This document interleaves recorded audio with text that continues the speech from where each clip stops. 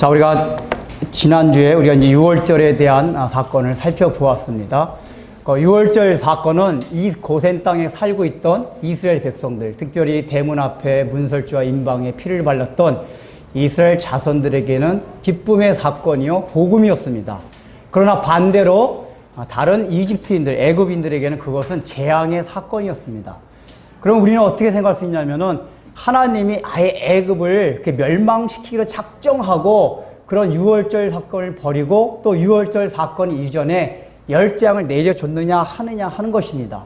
그런데 실제적으로 하나님께서는 이스라엘 자손들뿐만 아니라 애굽 사람들도 구원받기를 바라시고 6월절 사건을 일으키셨고 또 6월절 사건을 받아들이기 위해서 그 앞에 나타난 10가지 재앙을 보여주신 겁니다.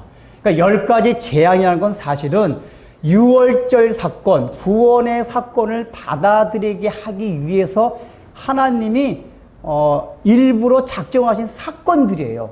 만약에 하나님께서 애굽 사람들을 바로 멸망시키는 게 원래 목적 같았으면은 10가지 재앙까지 갈 필요가 없어요. 한 번에 바로를 즉사시킬 수도 있고 그 바로가 다스리던 왕조를 멸망시킬 수도 있었어요. 하나님의 능력이면 그게 가능합니다.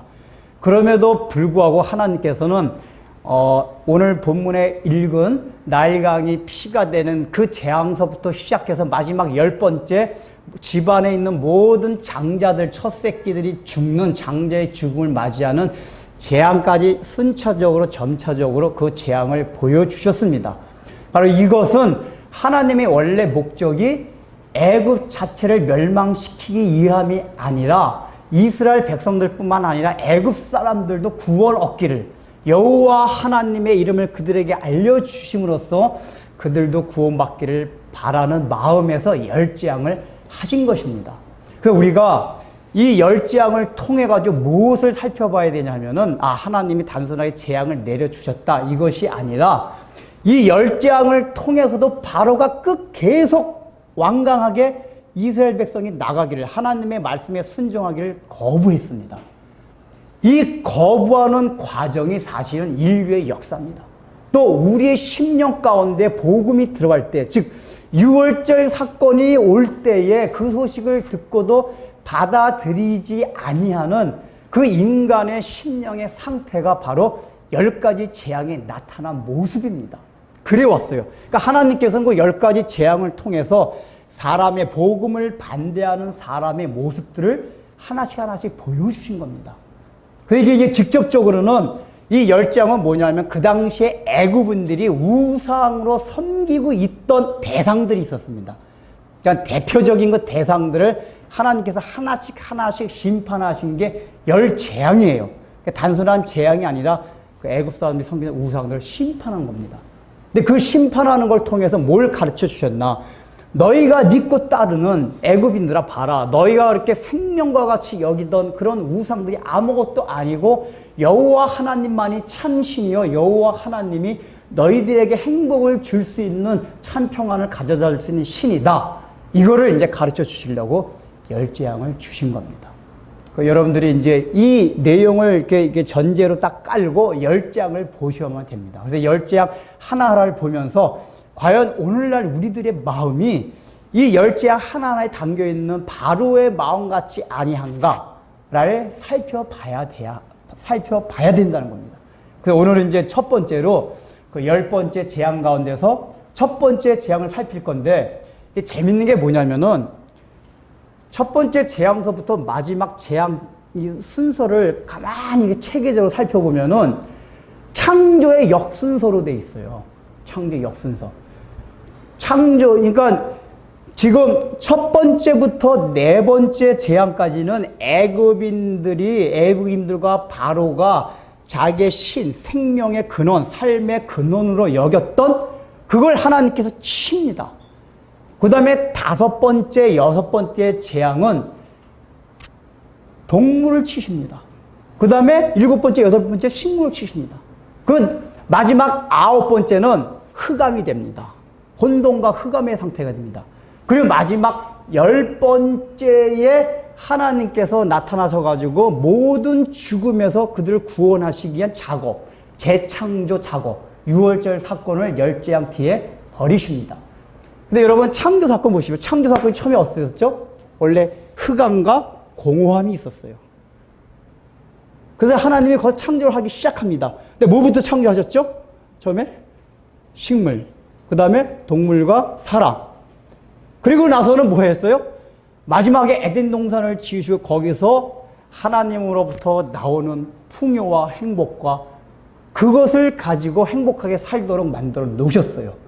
근데 지금 애굽의 재앙은 이 삶의 근원이 되는 것부터 하나하나 끊어져 나가면서 식물한테 해를 당하고 동물한테 해를 당하고 마지막에 사람에게 해를 당하고 마지막엔 하나님께서 장자를 죽이는 그 다음에 그래서 하나님께서 구원시키는 재창조 역사를 벌이는 겁니다. 이 재앙의 순서가 왜 창조의 순서, 역순서냐 하면은 하나님께서 이 재앙을 통해 가지고 인류를 구원하시려는 그 의도를 지금 보여주시고 계신 거예요. 그리고 사람이 타락해 가고 복음을 적대하는 과정이 열재앙 안에 그런 식으로 나타나는 거예요. 하나님과 구원의 그 역사를 보여주시기 위해서 이 재앙을 보여주셨다. 이걸 여러분들이 미리 알고 계셔야 돼요. 오늘 첫 번째가 이제 나일강이 피로 되는 잘하는 겁니다. 우리가 이제 이 열재앙에 대해서는 뭐 이집트의 왕자 10개 그런 걸 통해서 많이 봐서 잘 알고 있어요. 근데 하나님이 왜 가장 첫 번째 나일강을 피로 변하게 하는 그 일들이 벌어졌냐? 이 얘기하기 전에 어떤 사람들은 목사님 그런 거 다 뻥이지 이렇게 생각하시는 분 있을 거예요. 제가 이거에 대해서 고고학적, 역사학적으로 설명하려면 한참 할 수 있는데 그 전에 제가 뭐 변증 설교를 한 달간 해보니까 여러분들이 학문적인 얘기만 들어가면 다 눈동자가 막 이게 첫째 흐려져요. 그런 설교 시간에 그러면 안 되겠어요. 그냥 간단하게 말씀드리면은 애굽의 이제 고대 역사 문헌에 보면은 상형 문자로 된 거죠. 이 애굽에 있었던 그 천재지변에 대한 그 기록들이 나온대요. 근데 그 기록 중에서 요 십재앙에 대한 것들이 간략하게, 그러니까 성경과 같이 자세하게 나온 건 아니고 간략하게 이렇게 나온대요. 제가 볼 때는 애굽의 그 역사가들이 자기네 역사를 기록할 때 안 좋은 거를 좋게 이렇게 오래 적을 필요가 없었겠죠. 그래서 제가 간략하게 적은 것 같은데 그 가운데 이 나일강이 피로 변했다는 이게 잠깐 간략하게 이렇게 막 넘어가요. 그래서 여기에 대해서 막 학문적으로 자세히 연구한 자료들 많이 있어요. 궁금하면 저한테 물어보시면 제가 가르쳐 줄 테니까 보세요. 하여간.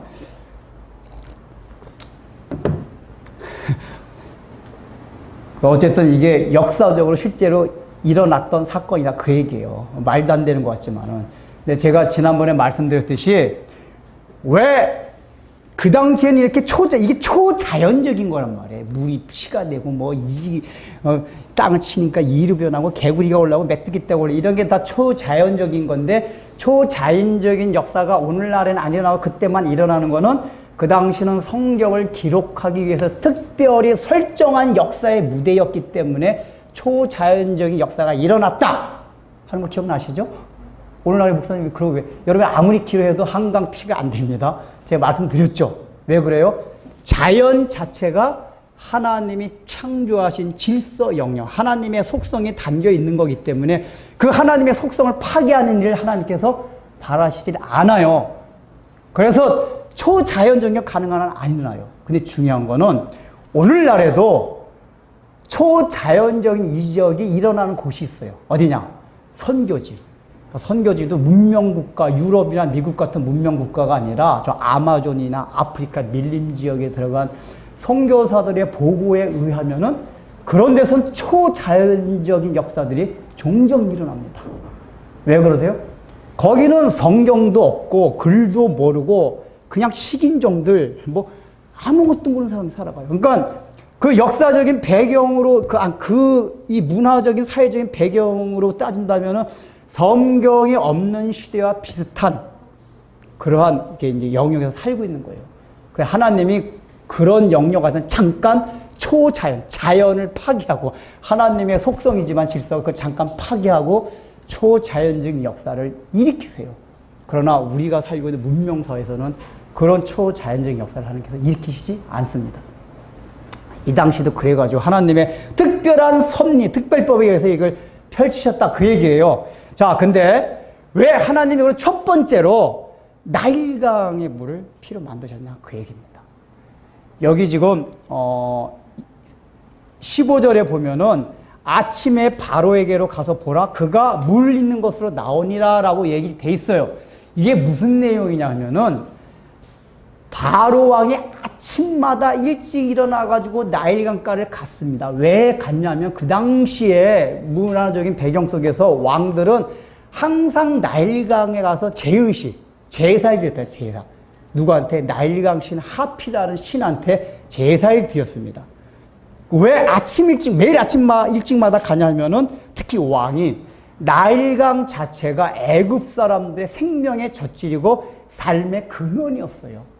나일은 이제 삼각줄을 이뤄가지고 토지가 비옥했고 또 나일강의 수로를 따라서 무역도 하고 그러니까 적어도 애굽인들이 먹고 살아가고 생활을 유지하는 모든 삶의 토대와 근원이 나일강에서 일어났어요. 그러니까 나일강 하면 애굽 사람들한테 우리 생명의 근원이다. 젖줄이다. 이 인식이 딱 박힌 거예요. 그래서 하피라는 우상을 만들어가지고 섬기고 있었던 거예요. 근데 하나님은 왜 그러면 그 나일강을 첫 번에 치셨냐 하면은 이 하나님이 누구시라는 걸 알려주기 위해서 가장 첫 번째 타깃이 뭐냐면 너희가 생명의 근원, 삶의 근원, 그 토대라고 생각했던 그게 아무것도 아닌 우상이다. 오히려 생명의 근원과 삶의 모든 토대는 나 여호와 하나님이다. 하는 거를 가르쳐 주시기 위해서 첫 번째 타깃이 나일강이었어요. 그러니까 이 나일강 우상 하피를 하나님께서 치신 것, 즉 그 나일강의 물을 피로 만드신 사건을 통해 가지고 전체 열재앙에 대한 전조를 보여주신 거예요. 그러니까 여기 나일강부터 시작해가지고 너희들이 이제 부분적으로 신들이 다 있어요. 풍요의 신, 천재지변의 신, 다 신들이 있는데 삶의 근원만 한번 무너지게 되면 다른 건 다 무너져요.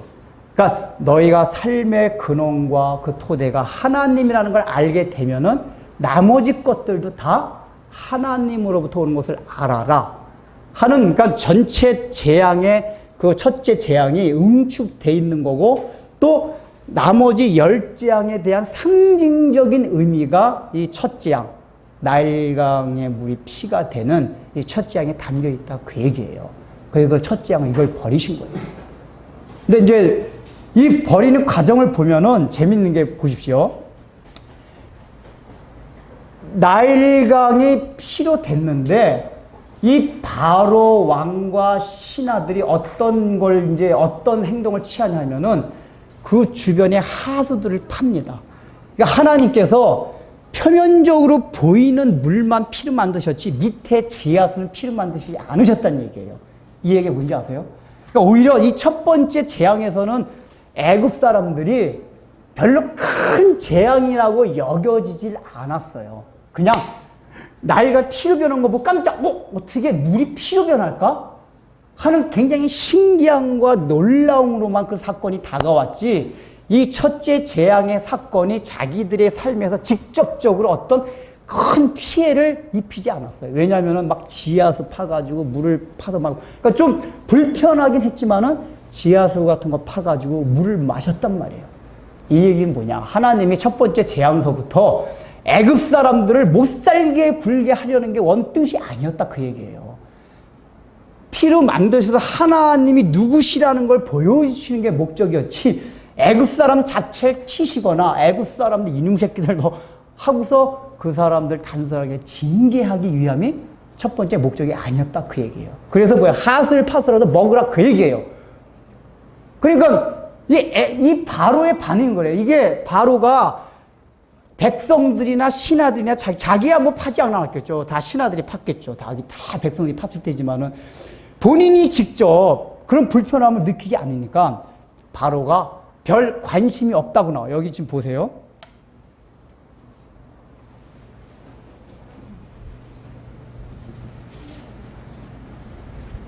23절 보세요. 바로의 반응. 23절 같이 읽어보겠습니다. 시작. 바로가 돌이켜 궁으로 들어가고 그 일에 관심을 가지지도 아니하였고. 우리 지금 나일강, 자기네 생명의 근원이 된 나일강이 피로 변했는데 관심도 안 가졌대요. 여러분들, 저는 어릴 때 이 성경 읽으면서, 이 출애굽기 기사 읽으면서, 야, 바로 진짜 완악하고 악랄한 사람이다, 이런 생각이 들었거든요. 근데 제가 이제 성경을 깊이 읽으면서, 바로가 나였구나. 이걸 나중에 깨닫게 됐어요. 그러니까 우리는 바로가 무지하게 완악한 사람이라는 걸 이렇게 생각해요. 왜냐하면 이 정도 10가지 재앙을 보여줬으면 웬만하면 이 사람, 나가라, 가. 이렇게 할 텐데, 9가지 재앙까지 이 바로가 왕강이 거부했잖아요. 보내줄 듯 보내주고. 근데 잘 생각해야 되는 게 뭐냐면, 여러분, 고대 왕국에서 왕의, 특히 애굽 제국의 왕의 권한이라는 거는 거의 신적인 존재예요. 신적인 존재예요. 그리고 자기가 다스리던 노예들은 자기 소유예요. 옛날 이 고대 국왕은. 근데 자기의 소유를 그냥 내놓는다는 게 쉬운 일이 아니에요. 우리가 생각하기에는 그냥, 그 정도 당했으면 내보내 주지라고 생각했지만은, 그 당시에 고대 애굽 제국 상황 속에서의 파라오가 가졌던 그 권한과 위치를 생각하면은, 그 자기의 소유였던 노예를 보내주는 게 10가지 재앙을 맞는 것보다 더 힘든 일이었어요, 사실은. 그래서 우리 왕강이 버텼던 거예요. 그 첫 번째부터 이제 버티는데, 구체적으로 각 재앙마다 버티는 이유가 있어요. 근데 첫 번째 뭐냐면은, 오늘 첫 번째 재앙에서 버틴 게, 일단은 피로 변했지만은 하수를 파면은 물이 나오니까 당장 물 공급이 돼요. 좀 힘들긴 하지만은. 두 번째 뭐냐면은, 바로가 이 기적을, 아론과 모세가 이 기적을 이기니까 애굽의 술사들, 요술사를 다 불러 모았어요. 야, 지금 이 히브리 사람, 히브리 신을 믿는다는 이들이 와가지고 이런 기적을 일으켰는데 너희들도 한번 행해봐라. 그러니까 애굽의 술사들이 어떻게 했죠? 자기네들도 나일강물에 하수에서 떠온 물. 지금 나일강물은 다 피가 됐잖아요. 근데 그 사람이 물을 가지고 왔다는 얘기는 피가 아닌 물이란 말이에요. 그러니까 지하수를 파서 갖고 왔다는 얘기예요, 이게. 그걸 갖고 와가지고 피로 변하게 했어요. 그러니까 하나님과 똑같은 기적을 일으키게 했단 말이에요. 요걸 보고 바로가, 그거 봐라, 우리 술사, 내 제국에 있는 술사들도 다 하는 일이다, 이렇게 생각했단 말이에요. 근데 요 사건 전에 뭐가 있었냐면은, 이제 우리가 읽진 않았지만은 7절에서부터 13절에 처음에 아론과 모세가 가가지고 바로 왕한테 앞에 가가지고 뭘 했죠? 지팡이를 딱 내려놓았어요. 그때 뭐로 변했죠? 지팡이가 뱀으로 변했어요. 그러니까 바로가 애굽의 술사를 다 데리고 와가지고, 야, 너희들도 한번 이걸 해봐라. 그러니까 애굽의 술사들도 자기네들 지팡이 터지니까 뱀이 됐어요. 그때 아론의 지팡이가 변했던 뱀이 술사들이 만들어 놓은 뱀을 다 잡아먹었다고 성경이 말하고 있습니다. 이 얘기는 뭐냐면은, 이 지팡이를 통해서 앞으로 하나님께서 구원의 역사를 펼치겠다 하는 걸 보여주시는 건데, 바로 술사, 이게 사단의 영역에 있는 술사들이 하는 그것들도 어느 정도 모방은 하지만은 하나님이 그것까지 다 뭐예요? 징계하시고 진멸하신다는 걸 보여주신 거예요. 근데 바로가 그걸 깨달아야 되는데, 바로는 뭐만 생각했냐면은, 모세와 아론의 뱀이 술사들의 뱀을 잡아먹은 생각 안 하고, 야, 우리 술사들도 너희가 하는 그 기적 다 일으켜. 처음부터 그렇게 생각을 한 거예요. 그래서 이 모세와 아론이 일으킨 기적이 별거 아닌 걸로 딱 생각을 해버린 거예요. 근데 첫 번째 요 나일강을 피를 만드는 것에서도 술사들이 그 일을 딱 한단 말이에요. 그러니까 봐라, 이거 우리 술사들도 하는 거다. 이 얘기는 뭐냐 하면은, 애굽은 다신교였습니다. 다신교. 근데 그 당시에 술사들은 다신교의 제사장 같은 사람들이 많이 있었어요. 여러분들이 이해하셔야 될 게, 이방 종교 안에도 기적이 있습니다. 오늘날 불교나 이슬람교, 여러분 이슬람교도 요새 수니파와 시아파가 막 싸우고 있는데, 뭐가 틀린 거냐면, 수니파는 신비주의예요. 이슬람교 신비주의. 여러분 이게 그 TV 같은 데서 보셨을지 모르겠는데 하얀 이렇게 꽃갈 쓰고 막 팽글팽글 돌아서 춤추는 사람들 있어요. 이슬람교 사제들이. 그런 걸 통해서 알라와 합의를 원하고, 그러니까 우리 기독교로 말하면은 은사주의 비슷한 게 이슬람교 순위파예요. 그래서 싸우는데 그 순위파에서 기적이 많이 일어나요. 막 병자도 고치고 방언도 하고. 여기 히말라야에 가면 방언하는 사람이 얼마나 많은지 아세요? 힌두교인들 방언 무지하게 많아요. 제가 언젠가 한번 얘기했지만 제가 산에 가서 기도할 때 제 옆에서 칠성, 그건 불교도 아니고 하여간 우리나라 불교는 다 짬뽕이라서 뭐 그분 얘기에 의하면은 나보고 얘기해 주는데 칠성녀가 오락내리락 한대요. 자기 기도하면은. 이게 우리 주변에 천사가 칠성녀가 오락내리락. 그 이 양반이 거기 취해가지고 그 너무 황홀하니까 집에도 안 내려가고, 그러니까 얘기해 보니까 다 가정이 있는 분이에요. 그래요. 제가 아저씨 정신 차리세요. 지금 내려가고 처자를 먹여 살리지 이 산에서 뭐 하는 짓입니까? 라고 얘기하려다가 아니, 그분이 저보다 어른이었거든요. 어떻게 또 그렇게 얘기해요. 속으로만 그렇게 생각하고 이 아저씨 정신 못 차려. 이렇게 점잖게 아저씨 처자 있을 텐데 처자 먹여 사시려고 이게 산에 와서 아저씨 저 혼자 좋다기 뭐 하는 겁니까? 그러니까 그 아저씨도 심리 이해되는 게 이렇게 자기가 기도를 하면 칠성녀가 오락내리락 막 사다리 왔다 타고 막 한대요. 그러니까 자기 혼자 막 황홀경에 빠져가지고 있는 거예요. 근데 이거요, 이방 종교도 굉장히 많아요. 우리 기독교만 있는 게 아니에요. 이게 뭐냐면은 사단도 영적인 존재예요. 사단도 엄청난 능력을 발휘할 수 있는 존재예요. 그걸 아셔야 돼요. 욕길 봐봐요. 주인인 거 빼놓고 다 하나님께 허락하셨잖아요.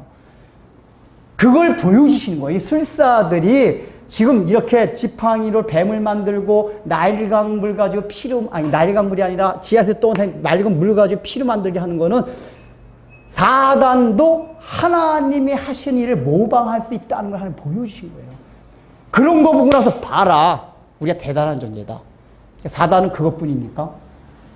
그렇게 영적인 술사를 통해서도 하나님의 일을 모방하지만은 인류의 역사를 통해서 사단은 계속해서 봐라.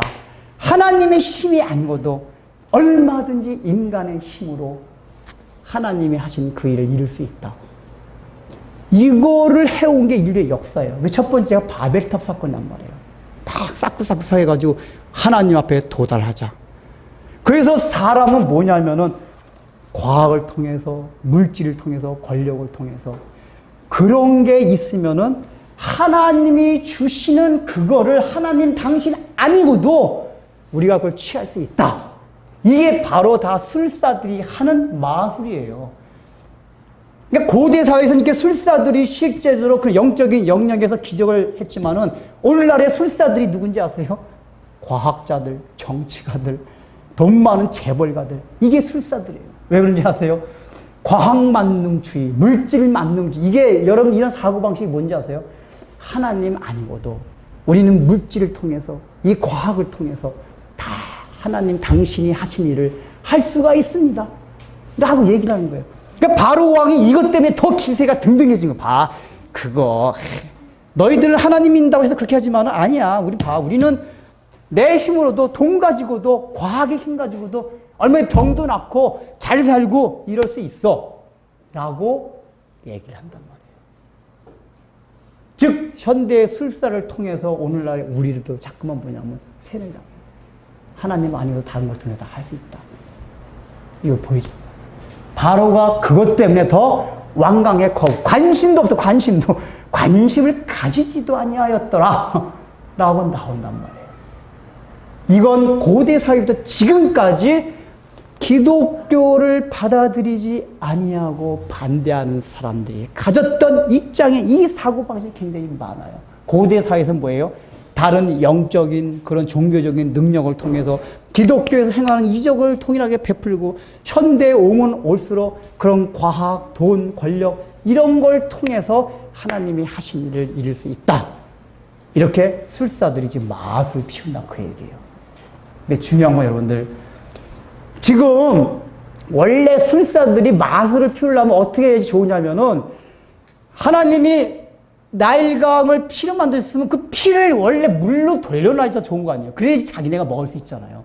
그러니까 자기네한테 유익이 오려면은 진짜 마술이라면, 사람들한테 유익을 주는 마술이라면은, 기적이라면은, 하나님이 그렇게 피로 만든 나일강물 모든 하수의 물을 원 상태로 복귀시켜야 돼요. 물로 만들어야 돼요.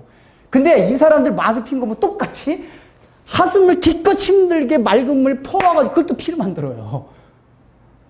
이게 뭐예요? 그러니까 이 사람들은 원래 하나님 피로 만든 거 다시 복원시킬 수, 환원시킬 수 있는 그 기적을 할 수 없었다, 그 얘기예요. 이 얘기 뭔지 아세요? 이 사단의 영역에 있는 술사들은 아무리 하나님의 능력을 모방은 하지만은 결국 인간한테 궁극적으로 도움이 되지 않는 기적을 베푼다, 그 얘기예요.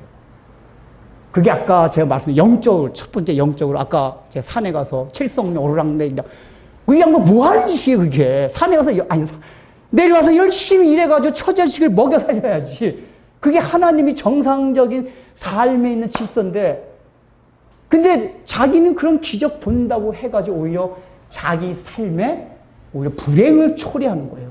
여러분, 우리 기독교도 그게 많아요.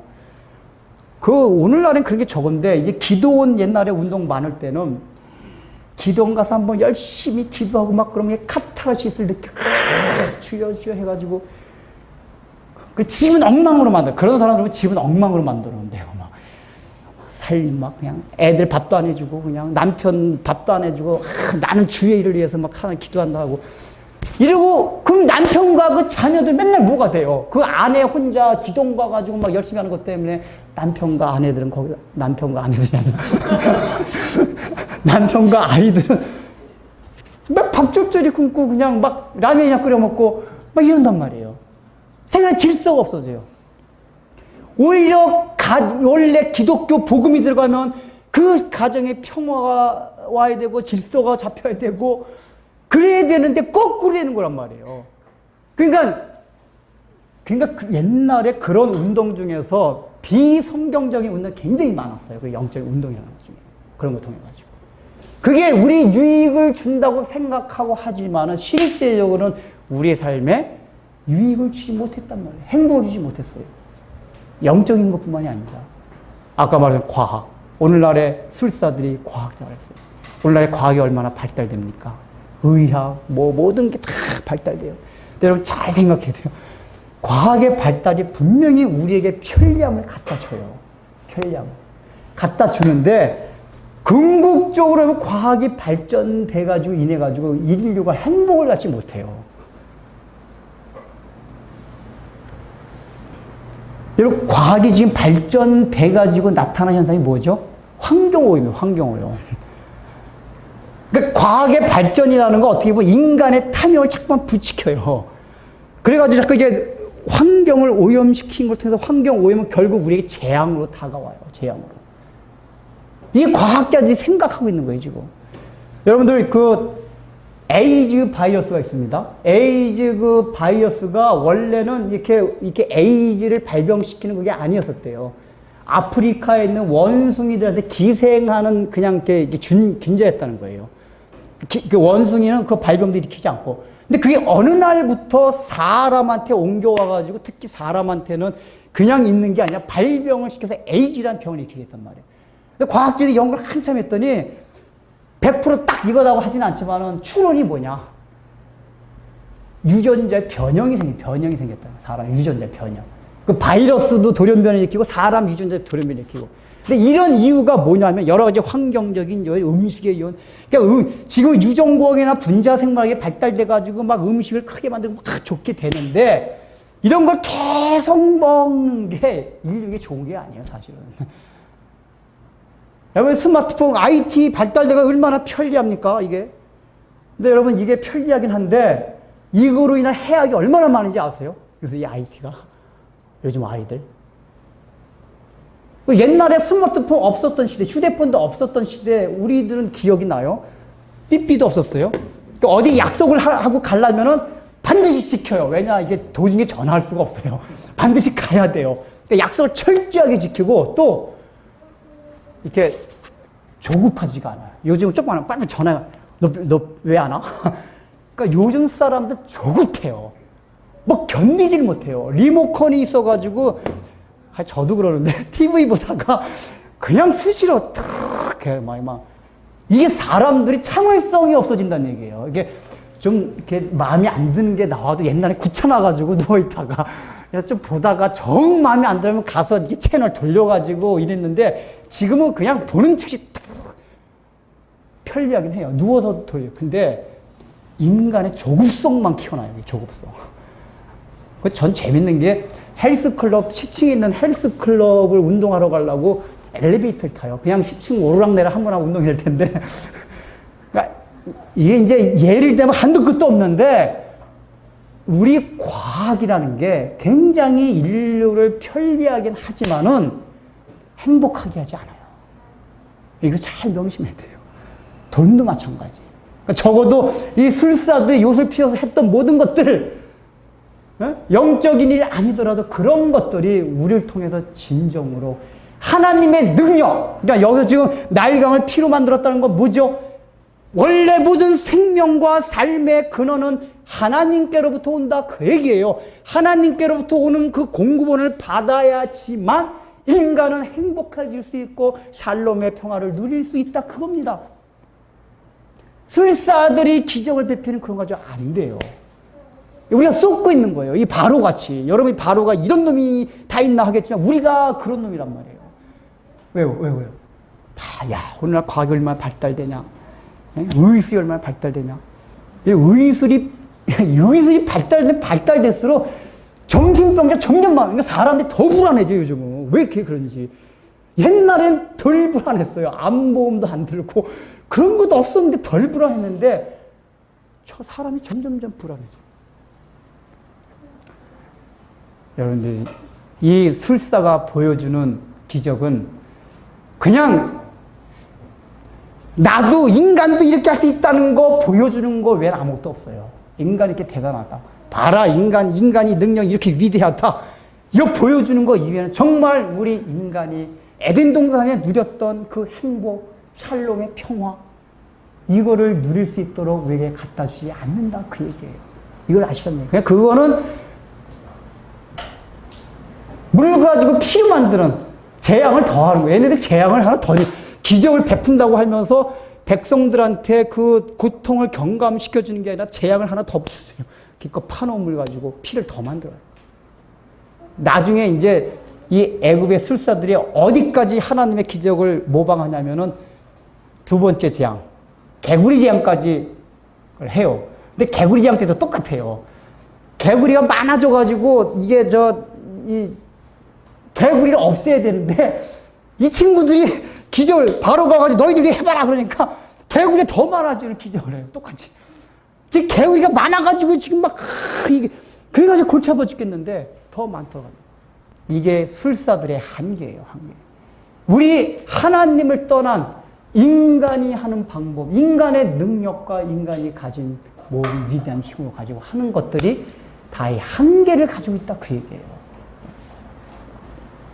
속지 말라 그 얘기예요.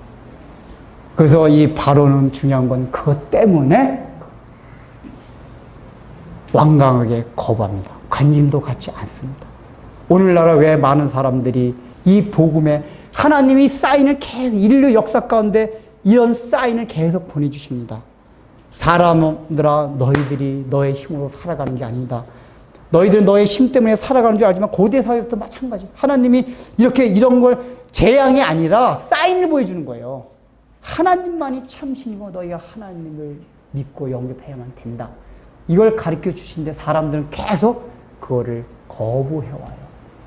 바로의 이런 마음 때문에. 이렇게. 여러분들은 그런 마음들 없습니까? 우리는 지금 예수를 믿습니다. 예수를 믿음에도 불구하고 우리의 마음속에는 바로와 같은 마음이 있어요. 여러분, 이 나일강, 이 생명의 근원, 생명의 젖줄, 여기서 중요한 게 뭐냐면은 삶의 토대라고 말씀드렸어요. 근데 사실은 이 애국의 다른 문헌을 보면은 요 나일강의 그 관계 시설이 굉장히 잘 돼 있었대요. 애국 고대서부터.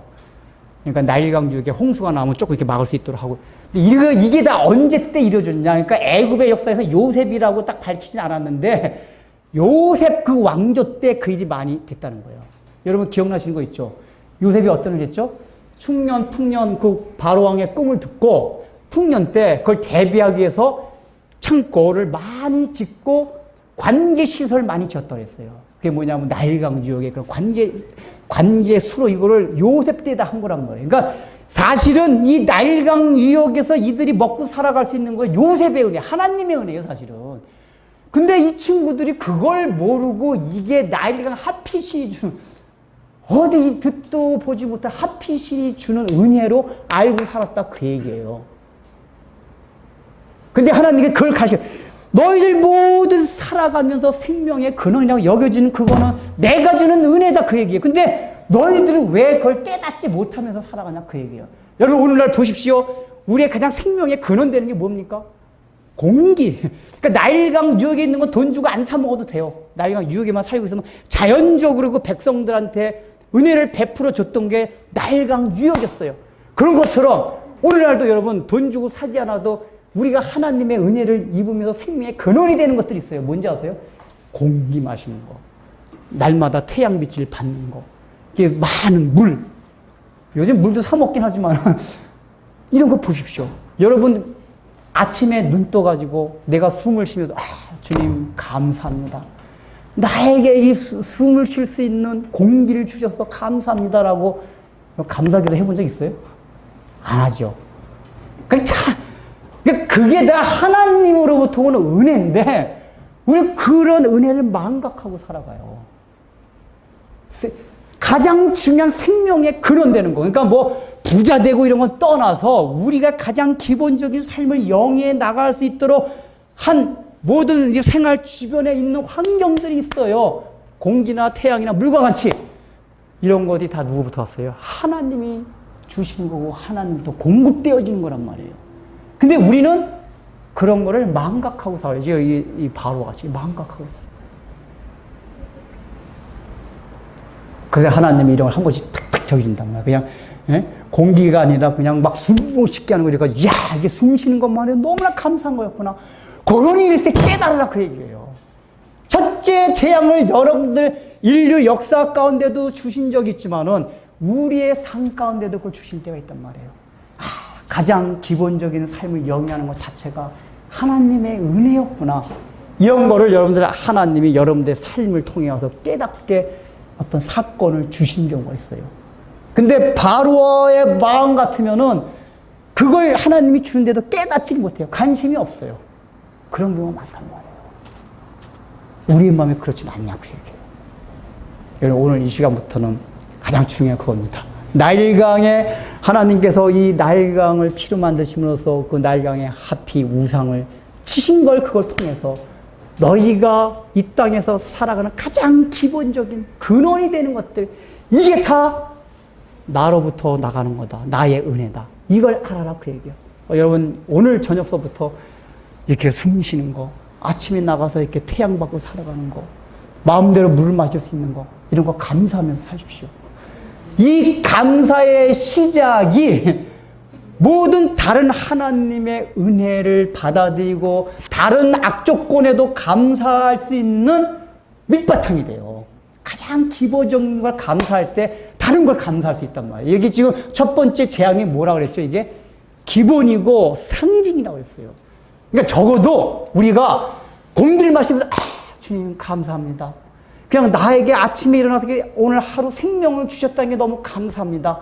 이런 걸 감사할 줄 아는 사람은요, 다른 것도 다 감사해요. 거기에 감사했어. 가장 기본. 그러니까 나일강 재앙을 통해서 하나님이 누구시다 하는 걸 깨달은 사람은 다른 재앙 오전에 하나님이 누구시라는 걸 깨달을 수 있다, 그 얘기예요. 오늘서부터 주님 이렇게 공기 마시게 하고 또 아침에 일어나서 생명 주신 거. 저도 가끔가다 그런 거 기도할 때가 있어요. 아침에 딱 일어나면 주님 오늘 어젯밤에 죽지 않고 이렇게 아침에 생명을 주셔서 감사합니다. 이 하나님이 주신 생명 가지고 오늘 하루 열심히 살게 해주세요. 그리고 그렇게 기도하면 이렇게 마음이 뭔가 이렇게 가벼워져요. 마음이 이렇게 가벼워지고 몸도 어떻게 돼요. 그런 마음 살란 말이에요. 그러면 직장 나가도 더 기쁜 마음으로 나가고, 내가 직장 나가기 또 이거 막 그거 해야 되냐? 그런 마음 가지면 그 복잡한 전철을 타도 생존 경쟁 속에 희열을 느낄 수가 있고 이렇단 말이에요. 우리가 아침에 일어나면서부터 자신에게 생명을 주시고 마실 수 있는 공기를 주시고 이런 것에서 감사하십시오. 여러분, 나일강 유역을 주신 건 핫빛이 아니라 하나님이십니다. 이 하나님의 은혜를 꼭 기억하시기 바랍니다.